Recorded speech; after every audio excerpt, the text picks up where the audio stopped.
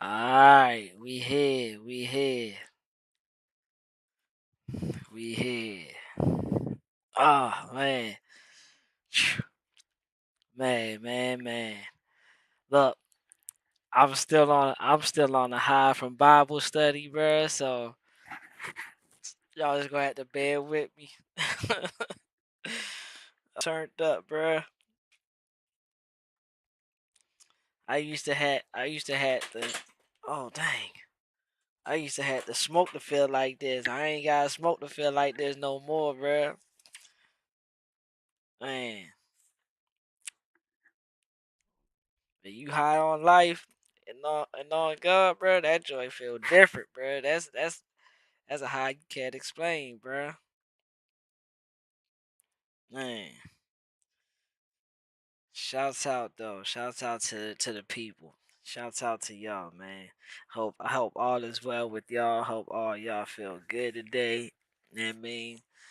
I hope y'all had a good day today.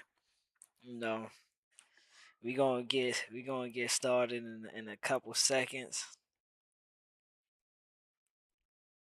Y'all know I gotta check my audio levels and stuff. I'm ready to send this out to the people I need to send it to. My brother Theo asked was I going live tonight. So I'm gonna go ahead and send it to him so he know I'm live. He had texted me during Bible study. So yeah, I was on Bible study. I ain't see the message till after. So I'm gonna send it to him. Man, bruh, Bible study was dope, bruh. Wait till tomorrow, bruh. Wait till tomorrow, bruh. We gonna talk about it tomorrow. You know, it's gonna be it ain't gonna be extended. You know, it's gonna probably be like a nice hour. You know, probably do a good hour. But Lord willing, don't don't quote me on that, cause it all depends on how fast I get through the stuff. But we definitely doing the recap. The recap was dope. The recap was gonna be dope. Let me send this. Let me send this to Theo. Let him know I'm live. Uh, let's see. I wonder what Zay doing. I'm gonna send it to Zay anyway. I'm gonna send it to Zay. Who else? Who else? I miss Tuesday night prayer because I was on Bible study.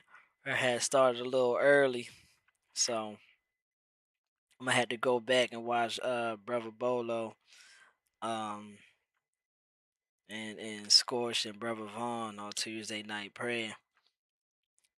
Shouts out to Bolo too. Happy birthday to Bolo. Today Bolo birthday. So who else I need to send this to? Oh, let me send this to B.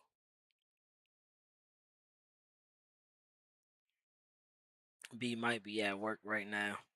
So he probably jump in the chat a little bit later. I sent it to him. Oh man, let's get this party started, bruh. Man, we got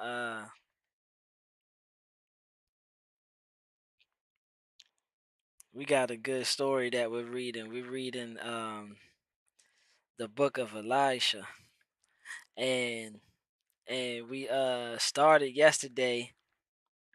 We started yesterday in the book of Elisha, and man, from the time we started to the time we ended, this this boy was working overtime. I'm talking about yo yo was in the lab cooking. You see what I'm saying? Like he was in the lab cooking. Now, when we started, we was we had did the first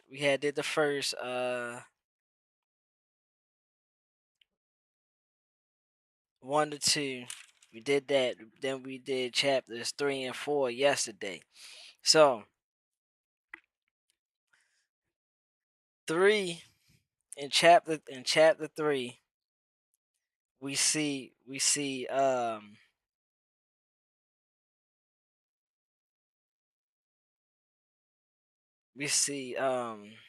Elisha. Elisha's really like filling in the role for Elijah. Like he's coming to his uh what's that word? Dang, I was thinking of a certain word. I cannot think of it right now. But he's really starting to play that role and fill in that role of Elijah. Now, it came to where it came to where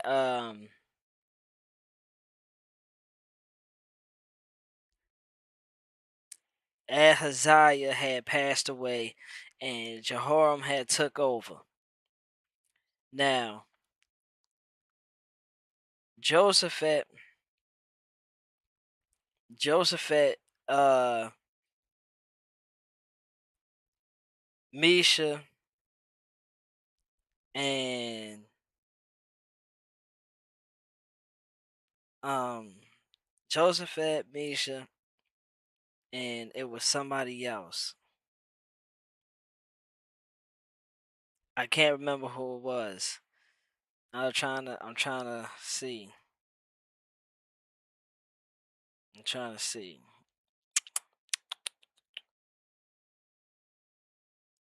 Josephat, I see Misha.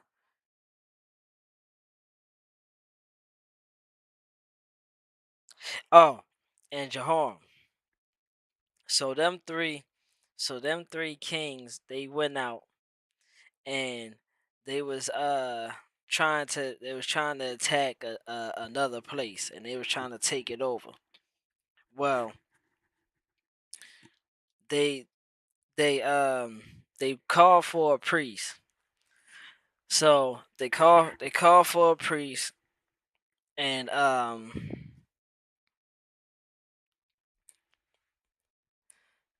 Elisha came up. So Elijah was talking to the kings. He told them like why you calling on me? Why you ain't why you ain't call on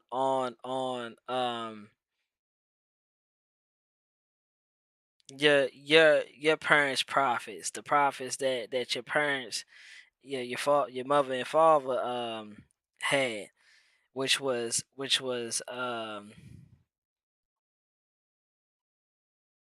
not of the Lord. So they calling on Elisha, who is of the Lord, and they basically was like, nah, we not calling on them. We calling for you because we know that you're of the Lord. So he asked them basically like what y'all need from me. So they came and they told him what was going on, and uh excuse me, and Elijah Elisha was like, okay, okay, well since you called on me and you're inquiring in the Lord, this is what I need you to do. I need you to bring me a musician and have him playing while I do what I do. So as the musician started playing, the Lord came to talk to Elijah, and the Lord said that because they didn't have no water for their cattle, and no water or yeah, they ain't had no water for the cattle, for them or the people, whatever. The Lord told them that he was gonna make the valley full of ditches. And then he said, you shall see no wind, nor shall you see rain, yet that the valley will fill with water, so that you, your cattle, and the animals may drink. So so they inquired in the Lord. The Lord came to Elisha, started talking to him, told him like, okay, because they did this, I'm gonna return a favor for him, and I'm gonna give him water. But when I do this, when I do this, this is what they should do. This is what they should do. They should it says a simple matter in the light in the sight of the Lord. And then it says, also you shall attack every fortified city and every choice city, and shall cut down every good tree, and stop up every spring of water, and ruin every good piece of land with stones. So this is what the Lord is telling them that he needs them to do. So for me giving you this water, this is what I want you to do. I want you to attack every fortified city, every choice city. You shall cut down every good tree. You shall stop up every spring of water, and ruin every good piece of land with a stone. So now that they got the instructions, the Lord did what he said he was gonna do. Now, so boom, they had water, and he told them that he was gonna deliver the Moabites into their hands. So after he did that and he filled the land with water, um, when the Moabites heard that the kings had come up to fight against them, all who were able to bear arms and older gathered, and they stood at the border.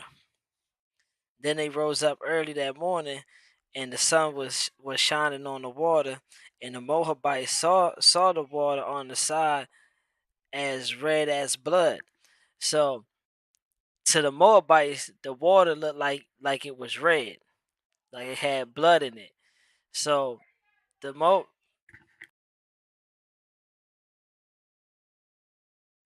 so when the Moabites seen this, they thought that it was a fight, and that the kings had been slaughtered or whatever.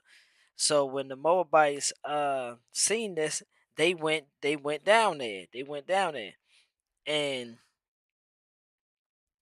that's when they seen that the kings wasn't there, and that's when the kings started to destroy their stuff.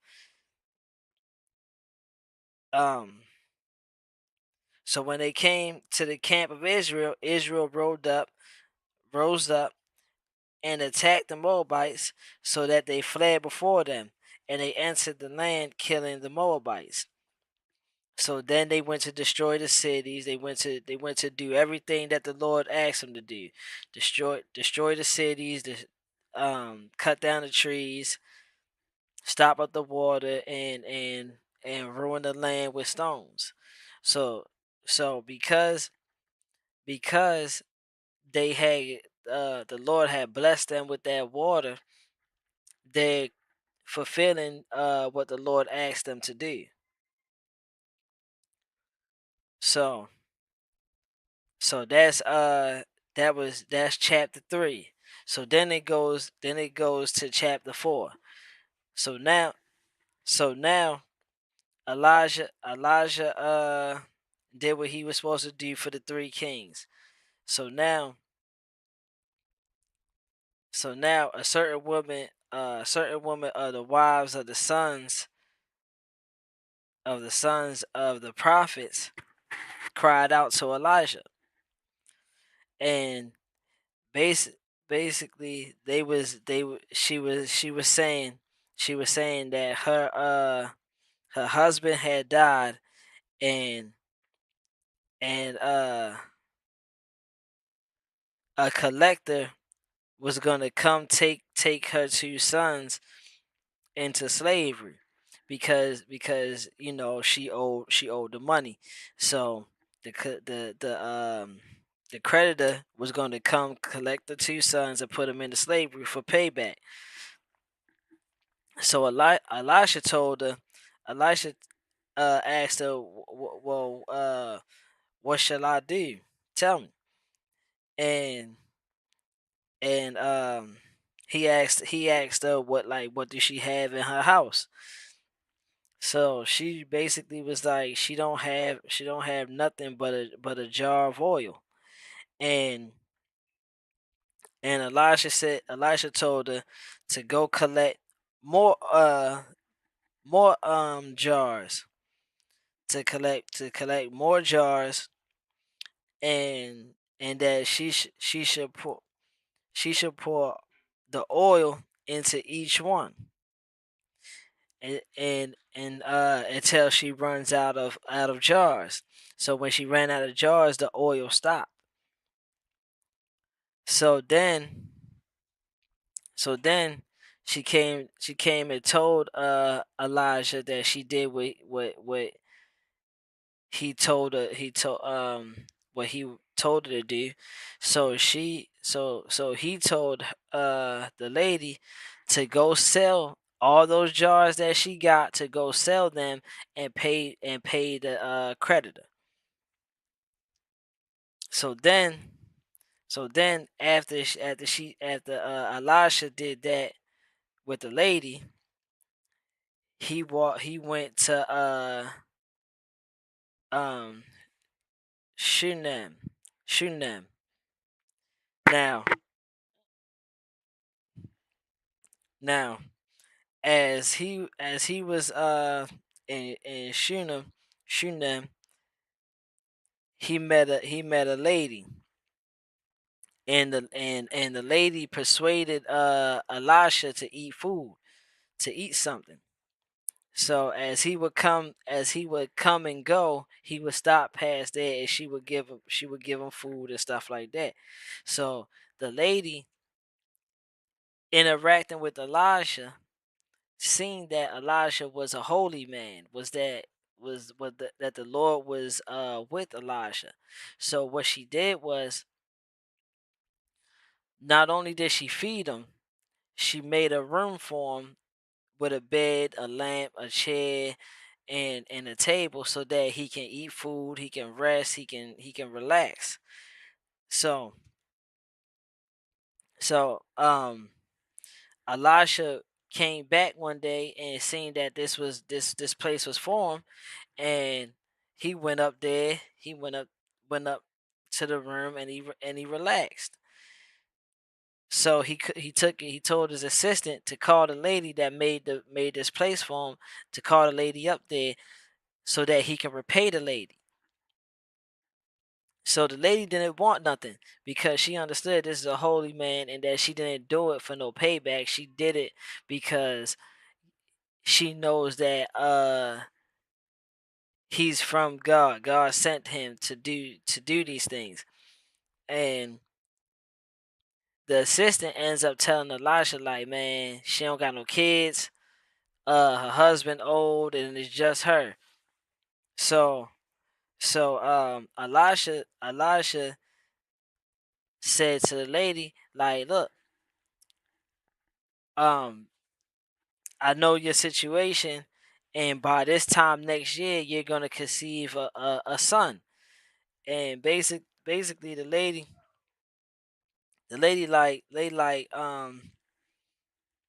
nah, don't get my hopes up, don't sell me no dreams or nothing like that, you know. And Elisha like, nah, you gonna conceive, have a son. So boom, by that time next year, she had a son, and the son was growing up. He was getting a little older, and boom, the son ran out one day to find his father, and told him his head, like as if his head was hurting. So the father told the servant to carry him down and give him to his mother. So as the servant takes the boy to the lady that made the room for Elisha, he ends up passing away in the lady's lap.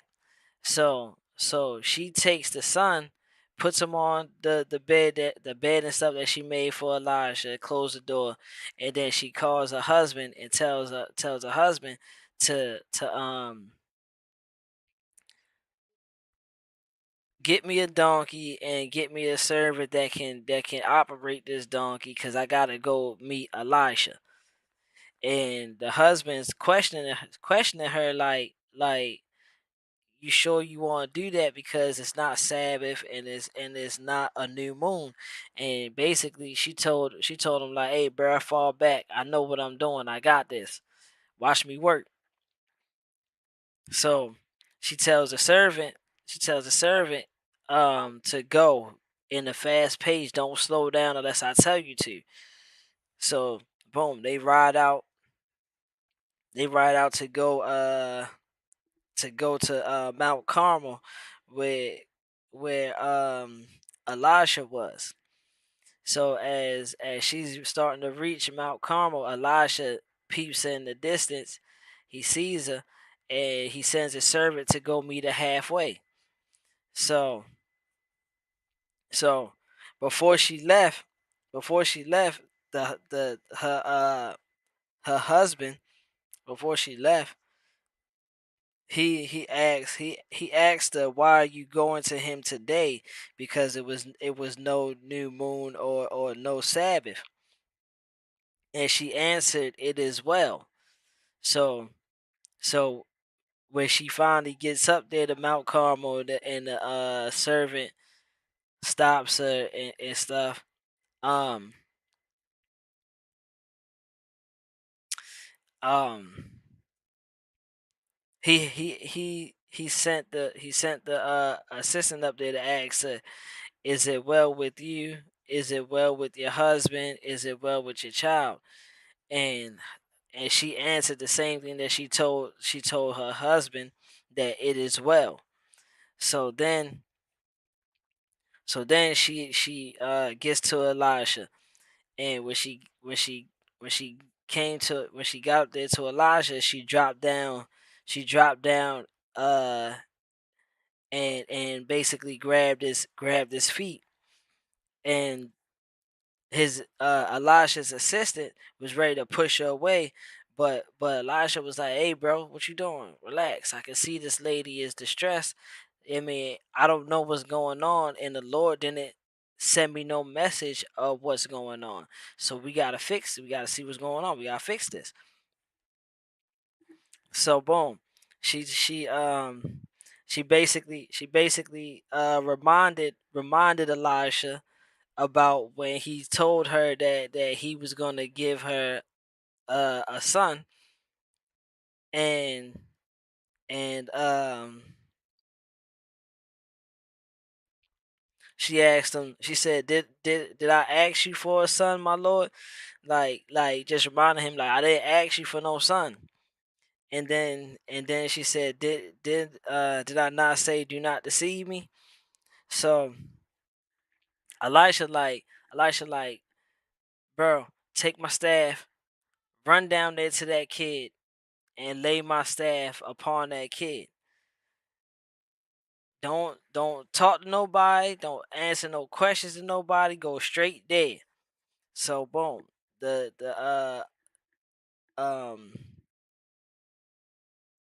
his servant ran down there and did what he said. And as he's coming down there, he meets back with Elijah, let us know like, bro, I did what you did what you told me, but the kid he ain't awakening. So Elisha gets to the room. He goes in there, he closed the door behind him, and then he stretches himself out on the kid. He stretches the kid out, stretches himself out on him, face to face, arm to arm, hand to hand, and and he he did this he did this, and then the kid went from being cold to start he was starting to warm up, and then he went back in there, pay paced back and forth, and then again he went up and stretched himself on the kid, uh face to face, hand to hand, you know, and then the child started to sneeze. He sneezed 7 times, and then the child opened his eyes. So he called his servant up there to tell give the um to call the he told the servant to call the woman so that she could come get her child. So when she got there and she seen that the boy was awake and the boy was back to life, she fell down to Elijah's feet again, and basically like bowed down to him to basically give him praise, to pay her respects, and then she picked up her son and left out. So then after that, Elisha went Elisha went to Gilgal, and it was a famine. It was a famine over the land, and the sons of prophets was sitting there and Elisha said to his servant to put a large pot and boil some stew for the sons of the prophets. So he went out in the field. He gathered some herbs, and he found a wild vine, and gathered a latful of wild gourds, and then he sliced everything up, put it in the pot, stew. Then they started he served it to the men. They started to eat, and then they said, that basically this pot was poison. So Elisha told his servant to give him some flour, and he dumped it in the pot. He dumped it in the pot, and and told him to eat, and it was edible.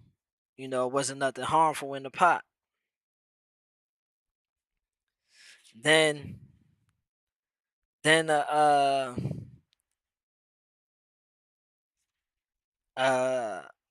then a man came from uh Shalisha, Shalisha, and brought God bread first, and brought the man of God bread of first fruit, 20 loaves, 20 loaves of barley bread, and newly ripened grain in a knapsack. So so he told him to give it to the people so that they can eat. But his servant was like, how can I feed this to 100 men. So he told the servant again, like, bro, go feed the people. Trust me. The Lord said they shall eat and have some left over. So when he went to go do what he said, they ate and had some left over. So now we in chapter 5. That was chapter 4. I just gave y'all the replay on. That was chapter 3 and 4 that we just went over. Recap.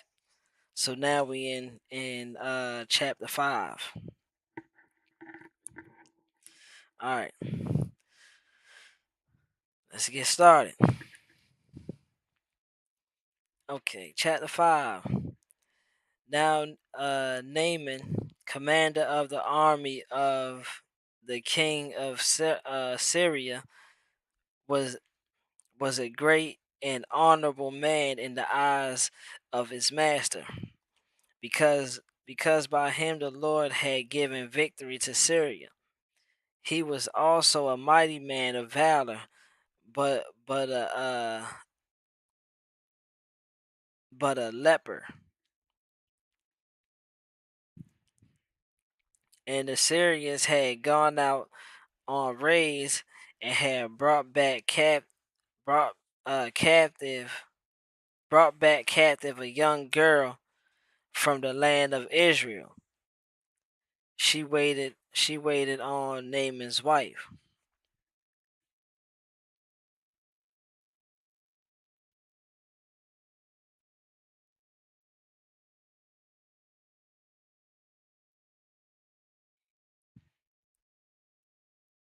Then she said to her mistress, if only my master were with the prophet who was in Samaria, for he would heal him of leprosy. And Naaman went in and told his master, saying, thus and thus said the girl who is from the land of Israel. Hey, put it down, bruh.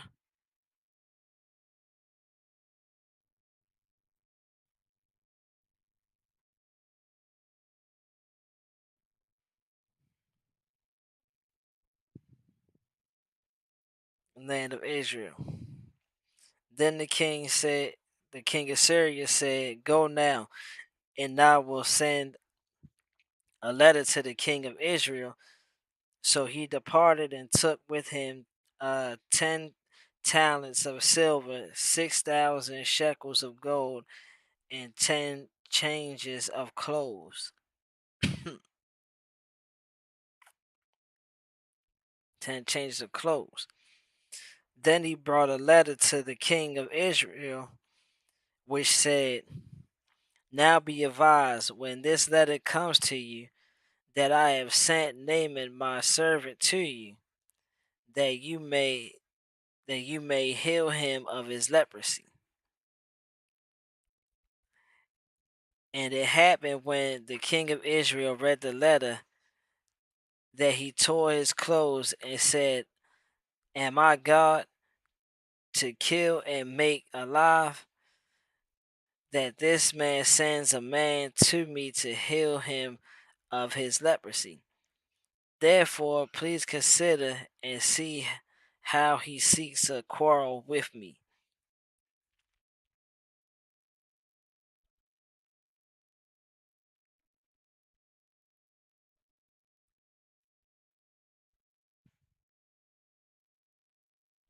So it was when Elisha, the man of God, heard the king of Israel had tore his clothes, that he sent the king, saying, why have you torn your clothes? Please let him come to me, and he shall know that there is a prophet in Israel. Now Naaman went with his horses and chariot, and he stood at the door of Elisha's house. And Elisha sent the messenger to him, saying, Go and wash in the Jordan 7 times, and your flesh shall be restored to you, and you shall be clean. They go that number 7 times. That number 7. Um but Naaman became furious and went away and said, indeed, I said to myself, he will surely come out to me and stand and call on the name of the Lord his God, and wave his hand over this place and heal the leprosy. Verse 12. Are not are not the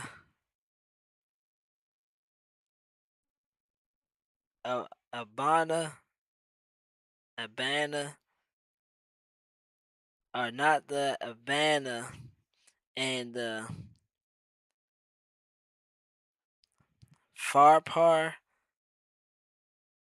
the rivers of Damascus,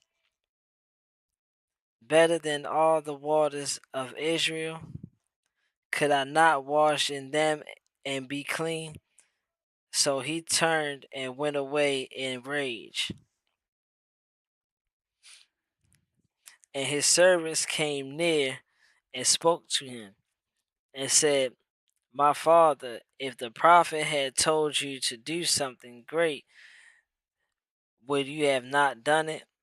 How much more than when he says to you, wash and be clean?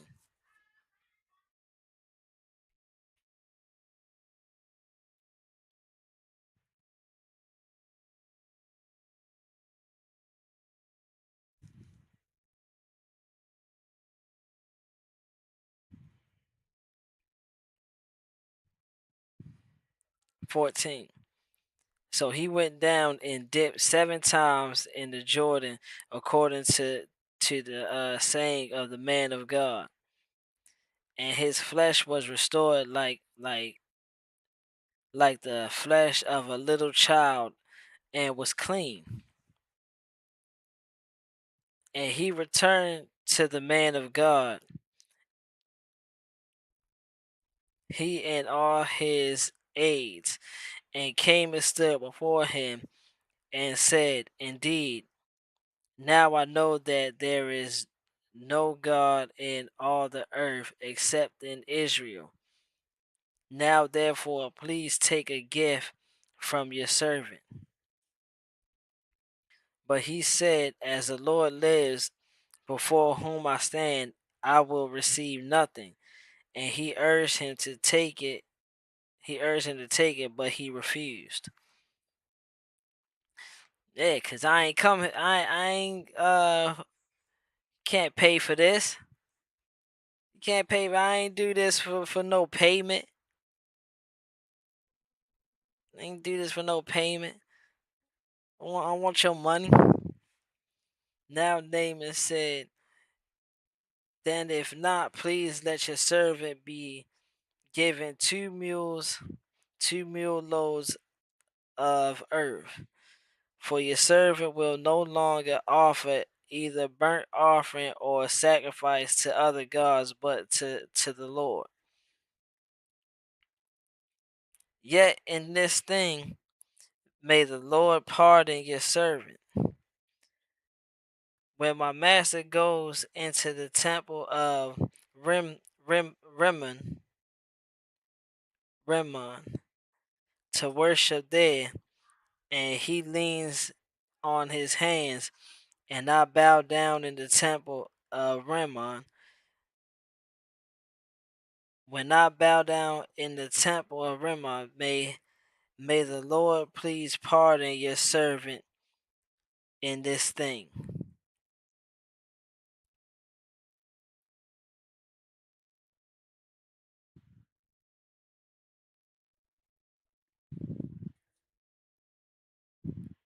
Then he said, Go go in peace. So he departed from him a short distance.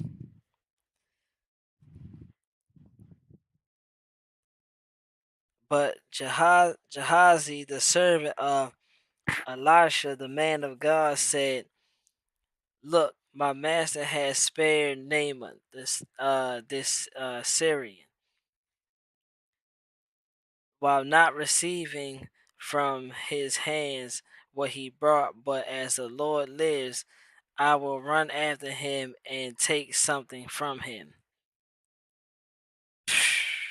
Oh we, oh we. So Gehazi pursued Naaman. When Naaman saw him running after him, he got down from the chariot to meet him and said, "Is all well?" And he said, "All is well. My master has sent me, saying, indeed, just now two young men of the sons of the prophets have came to me from the mountains of Ephraim. Ephraim.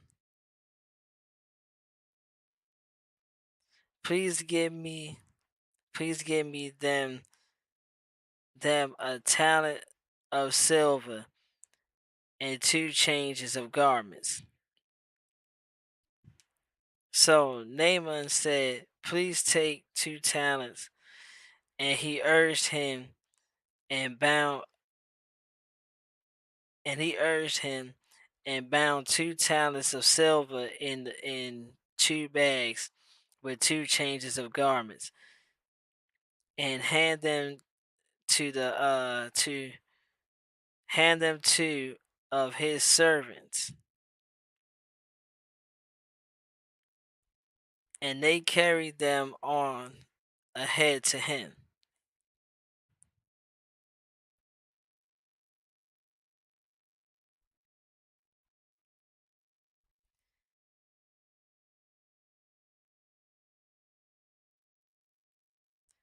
When he came to the citadel, he took them from their hands and stored them away in the house.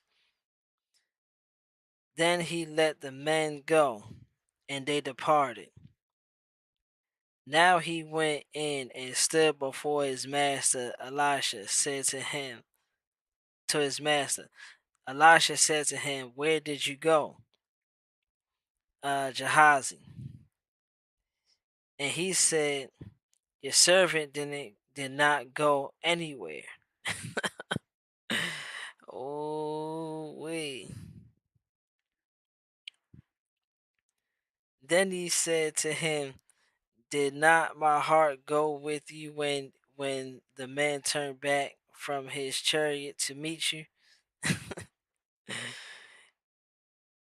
Is it time to receive money and to receive clothing, olive groves and vineyards, sheep and oxen, male and female servants?" Mm, mm, mm. Boy. Therefore, the leprosy of Naaman shall cling to you and your descendants forever. And he went out from his presence, lep, leprous, leprous and white as snow. Oh we, oh we, hey bro, man, that's a lesson learned right there. That's a lesson learned. First of all, right? So boom, so boom. Naaman was an honorable man.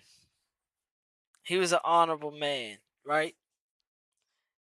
He was a commander in the army for the king. So he had leprosy. So his wife, his wife, asks, how can he be healed from this leprosy? Um, isn't there somebody that can heal him from this leprosy? Well, the king knew that there was a prophet in Israel. So he sent them there, and because Naaman was a good commander, he was gonna pay for him to get this leprosy removed. So got the letter, when the king of Israel got the letter, and and met the met uh when the dude got the letter and he read it, he was like, "Yo, what you want me to do about this? I can't do nothing with this. What you send your sick man over here for?" But Elisha got the word. Elisha got the word that the king had snapped and torn his clothes and said what he was saying. So he told the king to send him to me. Like, send yo over here so I can heal him. So boom. When the man went to Elisha to see how he can be healed, Elisha told him, "Hey, bruh, go down here to the joint, to the river, wash in the river 7 times." Now we keep seeing that number seven. That number seven keep popping up. So he told him 7 times. Well, Naaman got mad because he like, "Bro, I wash up all the time, bro. Like, what makes this water better than the water that I got in my city?" You know what I'm saying? Like, we got nice water over there. You gonna tell me wash up, bro? Like, what the heck kind of stuff is that? But then, but then, the servant went to him and was like, "Hey, bro, like he's not telling you just because he's telling you. He's telling you because that's what the father's telling them to tell you." So he like, "All right, cool, whatever, fine. Let's go wash up then."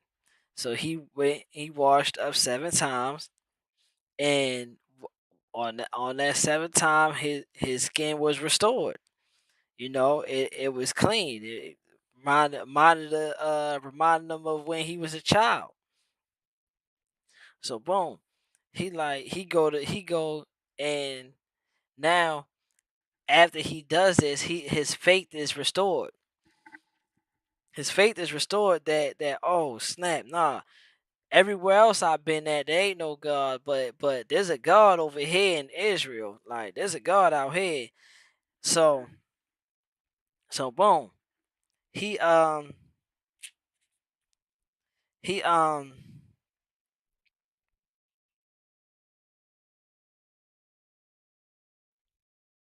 he goes to Elisha, and he tries to offer Elisha money and gifts and stuff, and Elisha like, "Hey, bro, I don't want that.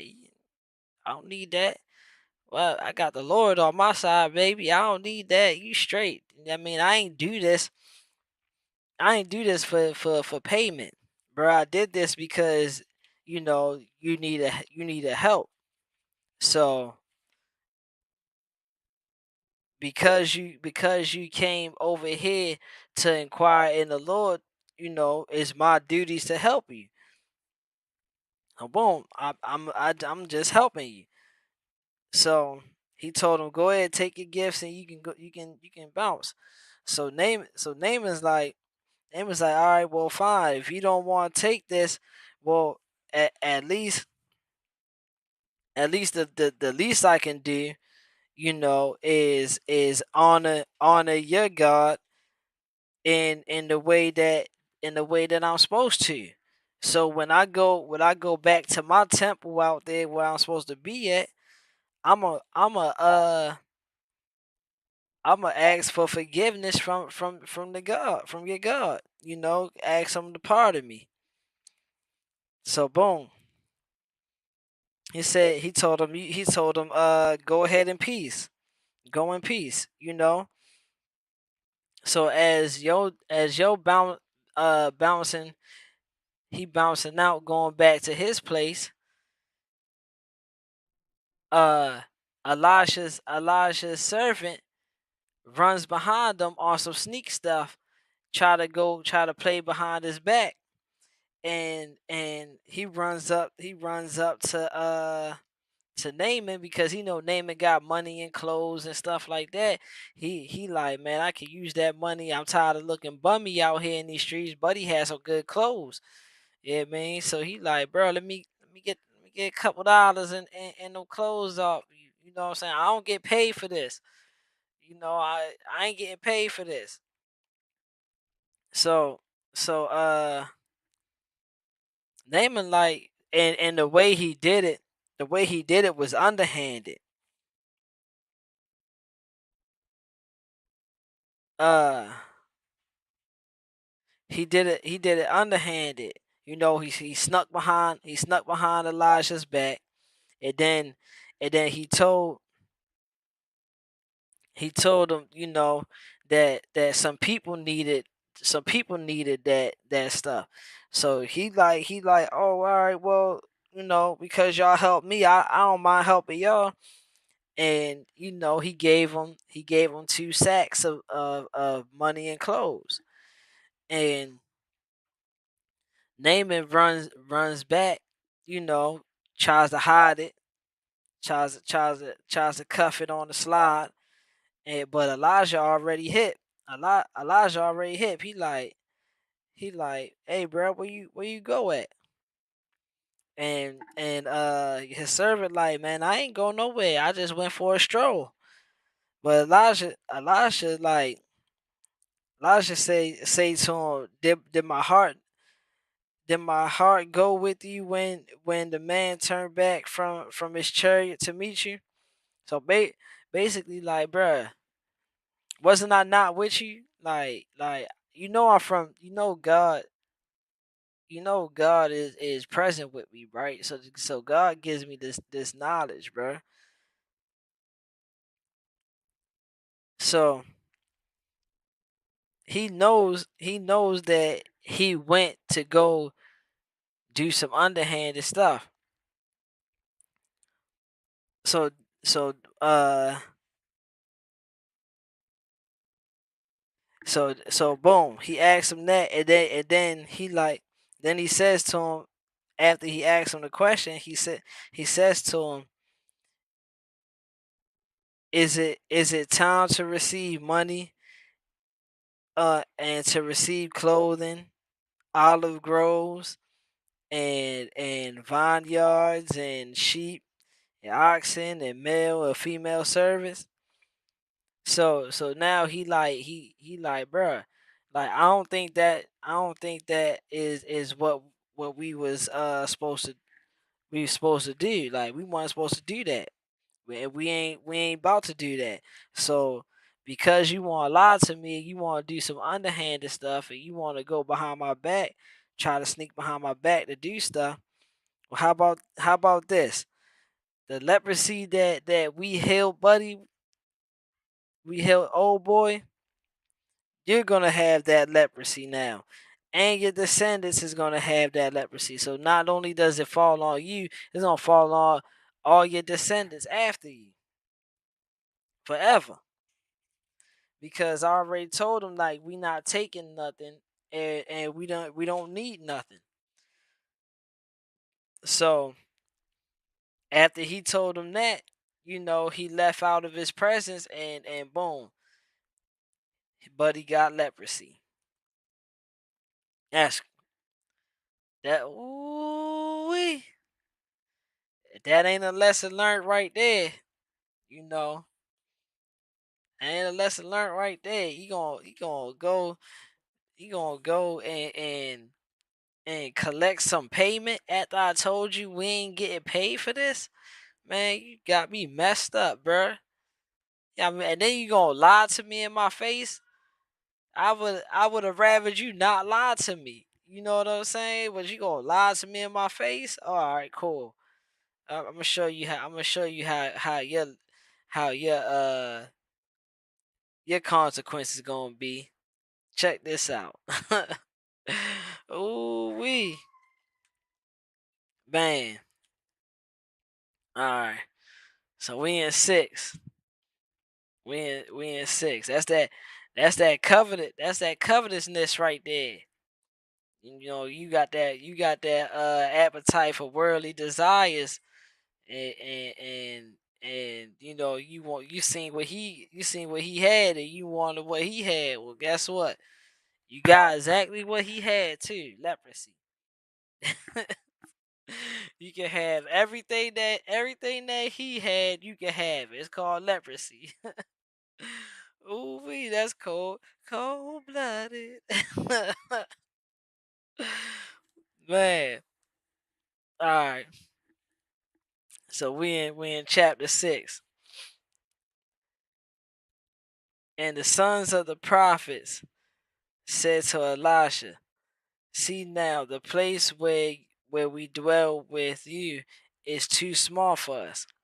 Please let us go to the Jordan, and let every man take a beam from there, and let us make there a place where we may dwell." So he answered, "Go." Then one said, "Please consent to go with your servants." And he said, "I will go." And he said, "I will go."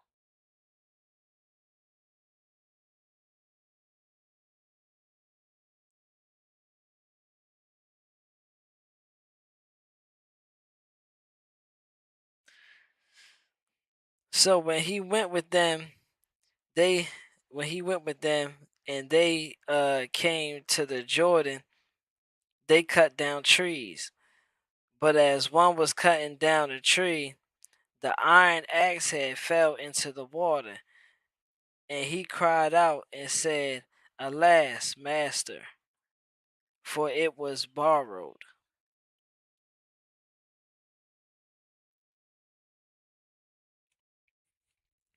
So the man of God said, "Where did it fall?" And he showed him the place. So he cut off a stick and threw it in there, and he made the iron float. Therefore he said, "Pick it up for yourself." So he reached out his hand and took it. Now the king of Syria was making war against Israel, and he consulted with his servants, saying, "My camp will be in such and such a place."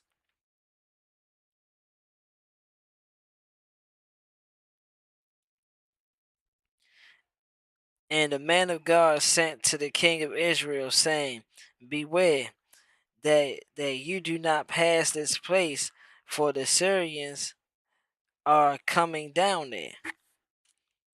And the king of Israel sent someone to the place of which the man of God had told him. Thus he warned him, and he was watchful there, not just once or twice. Therefore the heart of the king of Syria was greatly troubled by this thing. And he called his servants and said to them, "Will you not show me which of us is for the king of Israel?"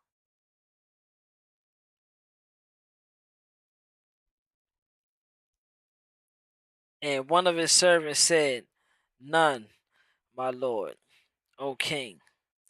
But Elisha the prophet, who is in Israel, tells the king of Israel the words that you speak in your bedroom." So he said, "Go and see where he is, that I may send and get him." And it was told and it was told him saying, Surely he is in Dothan. Dothan. Therefore he sent horses and chariots and a great army there, and they came by night and surrounded the city.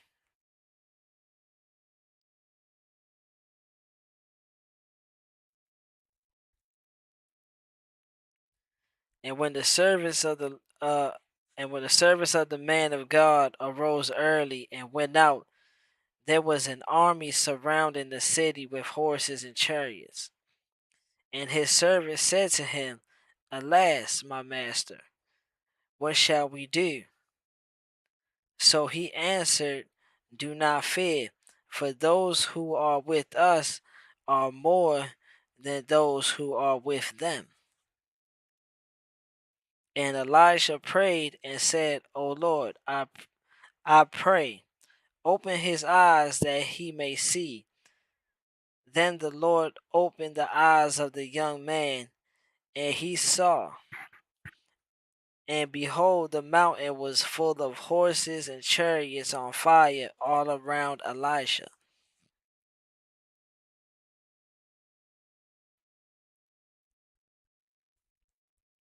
So when the Syrians came down to him, Elisha prayed to the Lord and said, strike this people. I pray with blindness, and he struck them with blindness according to the word of Elisha. Now Elisha said to them, This is not the way, nor is this the city. Follow me, and I will bring you to the man whom you seek. But he led them to Samaria.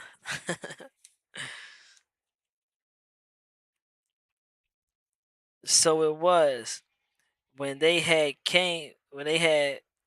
come to Samaria, that Elisha said, Lord, open the eyes of these men that they may see.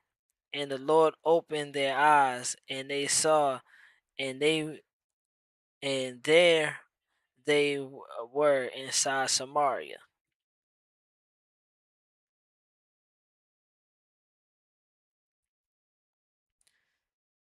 Now when the king of Israel saw them, he said to Elisha, My father, shall I kill them? Shall I kill them? But he answered, You shall not kill them. Would you kill those men you have taken captive with your sword and your bow? Set food and water before them, that they may eat and drink and go to their master. Then he prepared a great feast for them, and after they ate and drank, he sent them away, and they went to their master. So the bands of Syrian raiders came no more into the land of Israel.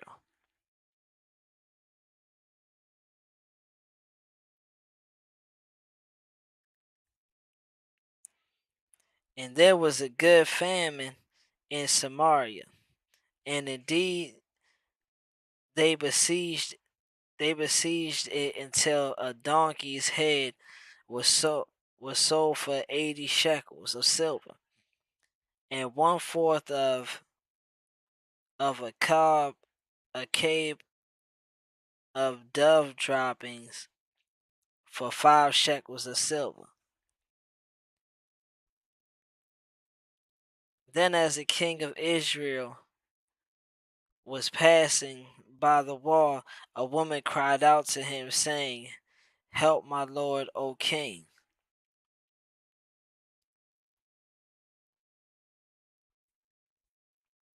And he said, If the Lord does not help you, where can I find help for you?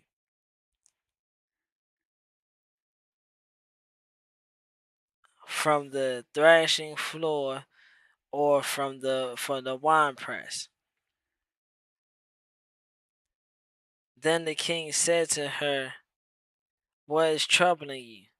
And she answered, This woman said to give your son that we may eat him today, and we will eat my son tomorrow. Wow. So so we boiled my son and ate him. And I said to her on the next day, Give your son that we may eat him. But she has hidden her son. Jesus. Oh wee. That's cold. That's cold. Uh Now it happened when the king heard the words of the woman that he tore his clothes. And as he passed by the wall, the people looked, and there underneath he has sackcloth on his body. Then he said, God do so to me, and more also, if the head of Elisha the son of Shaphat remains on him today.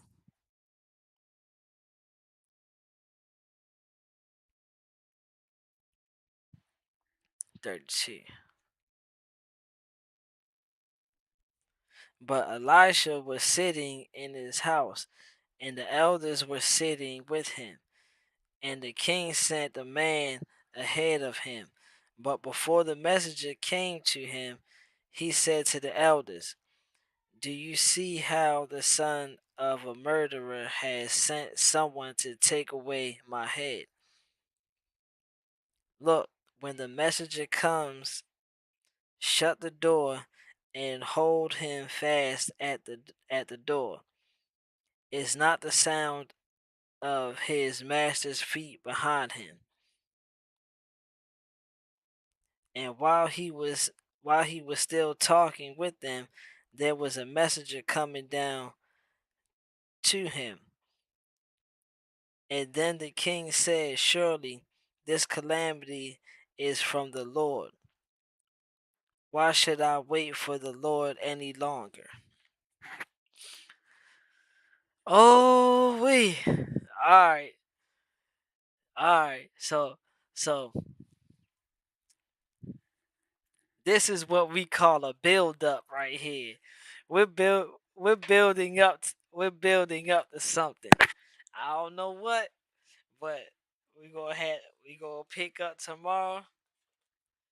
We gonna pick up tomorrow. Well, no, not tomorrow. I apologize. Tomorrow is Bible study recap.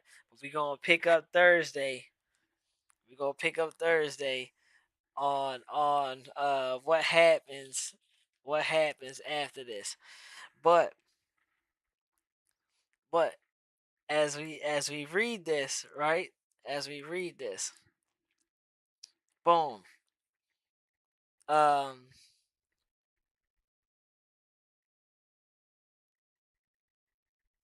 um he get the guy leprosy. Then he's in a place. One place is too small for him and his people.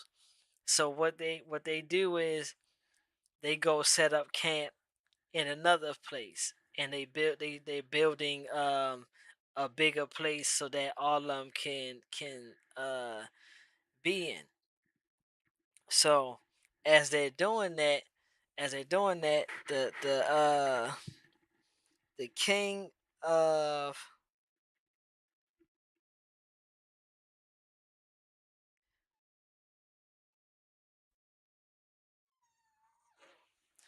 the king of Israel is trying to take that place from him. So as the king of Israel is cinnamon, relax, golly, this dog. Stop, bro. As a king of Israel, I said stop, bro. As a king of Israel is trying to take this place from um they go down there um stop, bro. Yo, hey, go put it down. Go. Put it down. Over there. Over there. Go. Put it down for a second. I'm almost done. Put it down. Relax. As a king of Israel plots to take over this land, that gone Elisha gets the message, so he sends word to him that hey, bruh, you're not coming in this land, bruh, to take this over, bruh. So he like the king like what? He said what? Man, hey, look, y'all get y'all finest people, go down there and surround them, because we gonna take this over.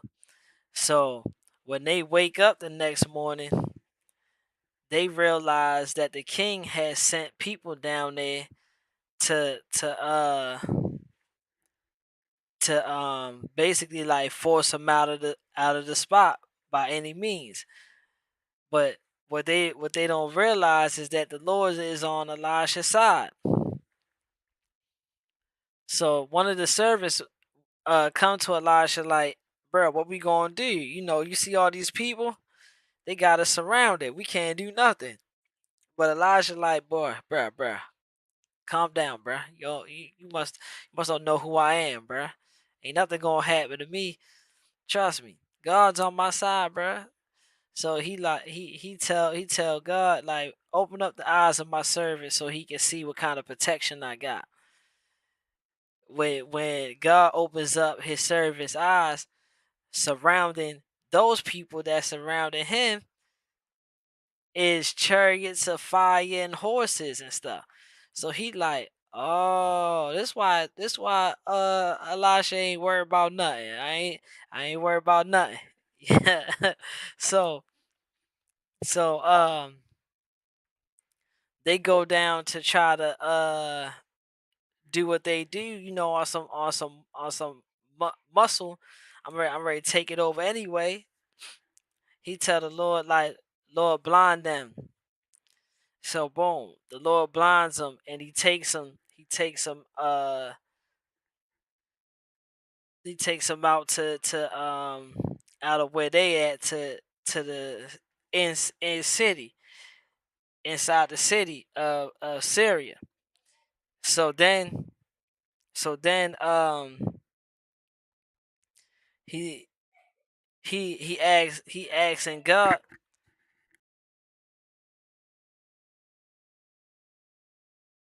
He asking God like, should I kill him? Cause they was trying to off me. Should I off him? And the Lord like, why would you do that? Why would you do that? Why would you bring them all here to kill them and hit them with the bow? He like, what you gonna do is you gonna forgive them for their trespasses. You gonna forgive them. Matter of fact, how you're gonna forgive them is you're gonna throw them a feast. You gonna feed them.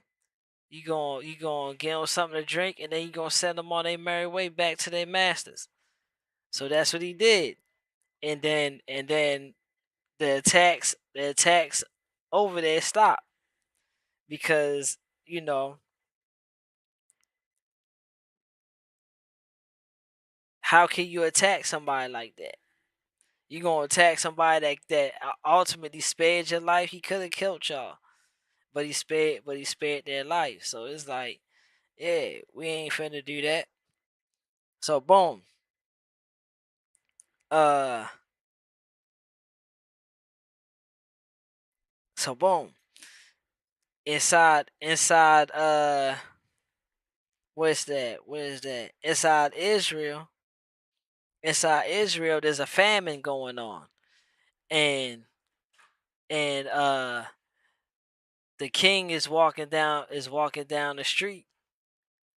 The king is walking down the street, and he sees a lady crying, and the lady stops the king and tells him her troubles. Like, look, we in famine, we ain't got no food, and the only thing I could do was eat my kid. But see, only reason why I ate him because another lady had told me that if I boil my kid, that she gonna boil her kid. So I boiled my kid so that we could eat, and she ain't returned the favor. She hit her kid. So so the king ripped his clothes and showed him, like, look, look at the sackcloth I got. Like you ain't the only one going through stuff. So um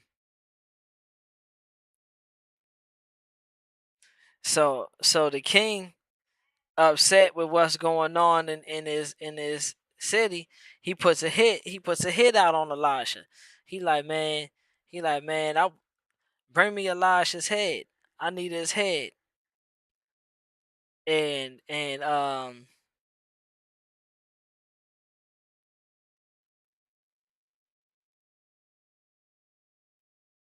so he sends a message. He sends a messenger to find Elijah, and the messenger's on his way to Elisha, but Elisha's already hip to what's going on because he's a man of God. So he's already hip to what's going on, and he like, look, this is gonna be a messenger. It's gonna be a messenger coming, but don't be all hasty because the king is coming right after the messenger. The king is right behind the messenger. He's on the same path down here as the messenger. So don't be too hasty. Hold them at the door. Delay as much as you can, because the king is going to reveal itself right after the messenger get here. So so um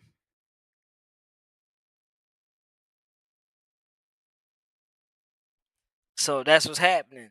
The message is starting to come down, and the king is coming right behind him. So that's the end of chapter 6. So like I said, we're building up to something. We ain't gonna know until Thursday what we're building up to, but we're building up to something. So make sure y'all here on Thursday.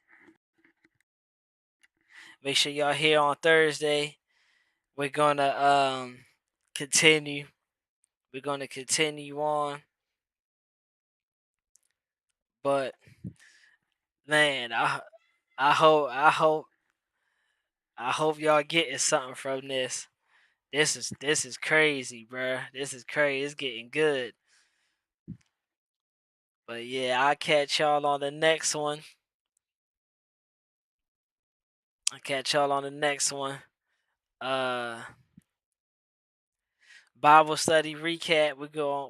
We still talking about parables. So tomorrow we're gonna be just just going over some of the stuff that we already talked about.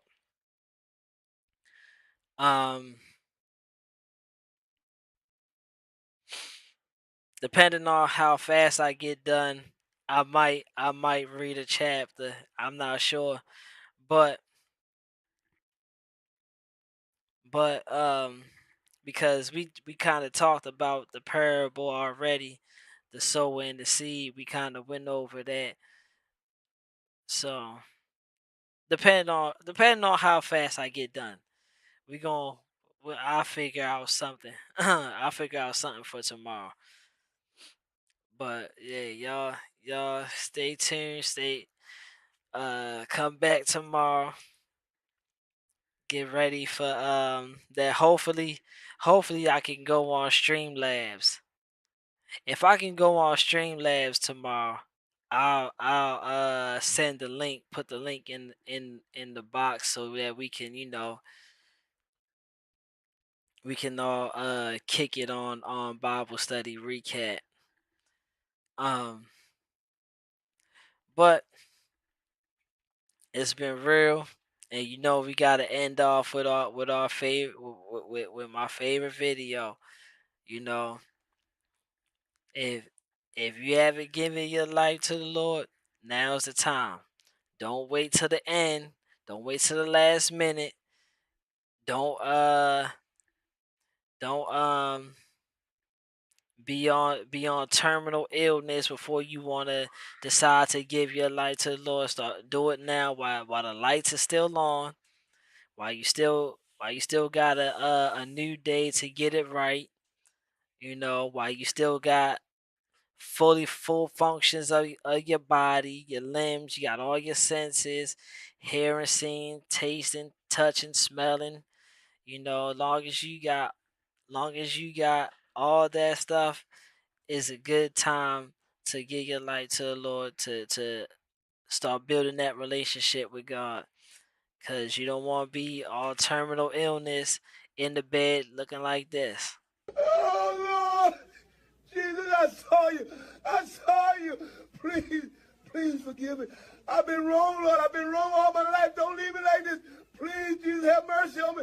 I'm sorry. I'm sorry. I repent, Lord. Take me. And this is not to make fun of this man on here. It's just an eye opener of uh what can happen. I'm not trying to scare you. I'm not trying to put no fear. I'm just trying to get you aware that there is a higher power out there, and that while you still got the time to get it right, start building that relationship with the Lord, start getting it right. While you still got time to do certain things, hey, you ain't gotta listen to me. Listen to this man. Oh, Lord. Jesus, I saw you. I saw you. Please, please forgive me. I've been wrong, Lord. I've been wrong all my life. Don't leave me like this. Please, Jesus, have mercy on me. I'm sorry. I'm sorry. I repent, Lord. Take me. Hey, all right, I'm out. I'll catch y'all on the next one. See you later.